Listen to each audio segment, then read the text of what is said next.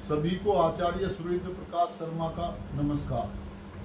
मित्रों, मेरे YouTube channel ज्योतिष गुरु शर्मा जी पर आपका बहुत बहुत स्वागत है, बहुत बहुत अभिनंदन है। आज हम चर्चा करेंगे कुंडली मिलान में नाड़ी दोष के विषय में कि नाड़ी दोष क्या है,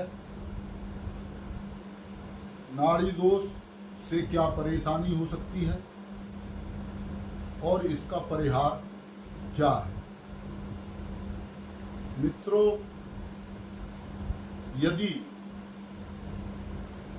मंगली दोष के बाद कुंडली मिलान में सबसे कोई संवेदनशील बिंदु है तो वह नाड़ी दोष है।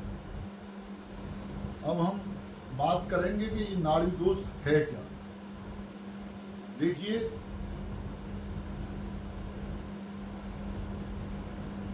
कुंडली में जन्म नक्षत्र के चंद्र जन्म नक्षत्र के आधार पर सभी 27 नक्षत्रों को 3 भागों में बांटा गया है, जो मैं ये बोर्ड पर दिखा रहा हूं वो इस प्रकार है। सबसे पहले आती है आदि नाड़ी, उसमें ये 9 नक्षत्र हैं: अश्वनी, आद्रा, पुनर्वसु, उत्तरा फाल्गुनी, हस्त, ज्येष्ठा, मूल, शतभिषा और उत्तरा भाद्रपद। वैसे ही मध्य नाड़ी के अंदर भरणी, मृगशिरा, पुष्य, पूर्वा फाल्गुनी, चित्रा, अनुराधा, पूर्वा आषाढ़ा, धनिष्ठा और उत्तरा भाद्रपद। अंत्य नाड़ी के अंदर कृतिका, रोहिणी, अश्लेषा, मघा, स्वाति, विशाखा, उत्तराषाढ़ा, श्रावण और रेवती। अब ये दोष बनता कैसे है? देखिए, यदि वर और कन्या दोनों यदि एक अश्वनी नक्षत्र में पैदा हुआ हो और दूसरा मूल में हो, या इनमें से किसी में भी दोनों वर और कन्या का दोनों का नक्षत्र यदि इनमें से कोई भी होगा तो दोनों की आदि नाड़ी बनेगी,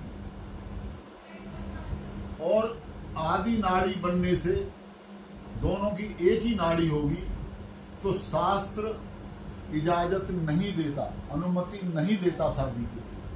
वैसे ही अगर यदि दोनों की मध्य नाड़ी होगी तब भी नहीं, अंत्य होगी तब भी नहीं।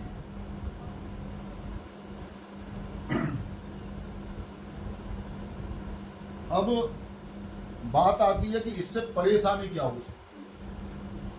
देखिए, ये जो नाड़ियां हैं इनका संबंध हमारे आयुर्वेदा के जो त्रिदोष होते हैं उनसे सीधा संबंध है।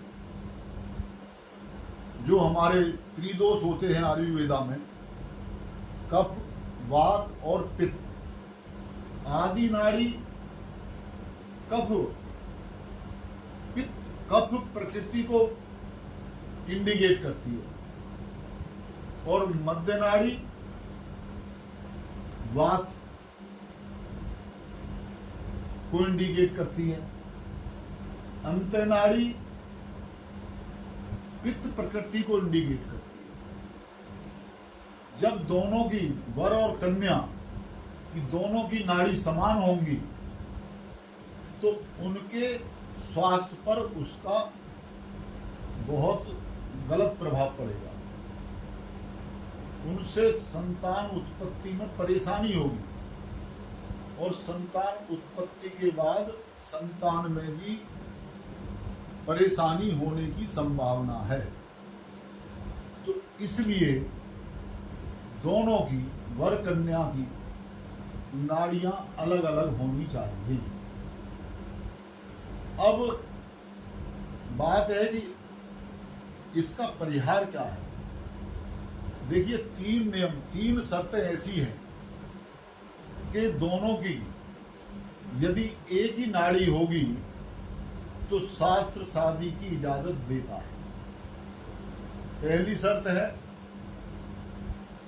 कि यदि दोनों की राशि एक ही हो और नक्षत्र अलग अलग हो। जैसे उदाहरण के लिए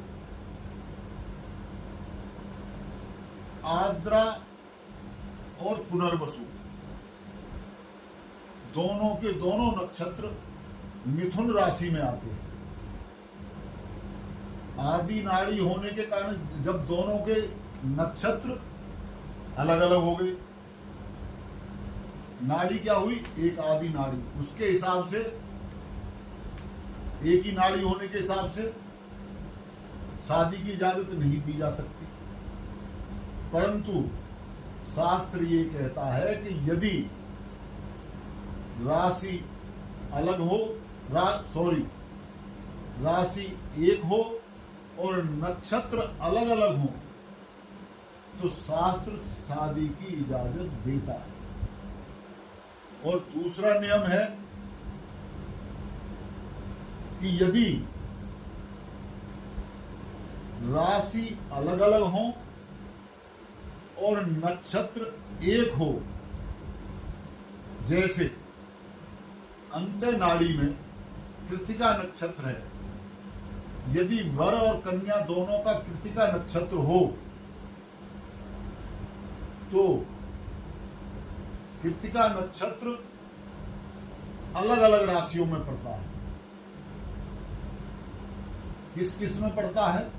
मेष में भी पड़ता है, वृष में भी पड़ता है। यानी कि दोनों का नक्षत्र एक हो, राशियां अलग अलग हो, तब भी शादी की जा सकती है। और तीसरा नियम है कि दोनों का नक्षत्र एक हो और चरण दोनों के अलग अलग। आप सभी जानते हैं कि प्रत्येक नक्षत्र के 4 चरण होते हैं। यदि वर और कन्या का कोई भी नक्षत्र हो और चरण अलग अलग हो, तब भी शास्त्र शादी करने की अनुमति देता है। इसी हिसाब से कुंडली का मिलान करना चाहिए। जय श्री राम।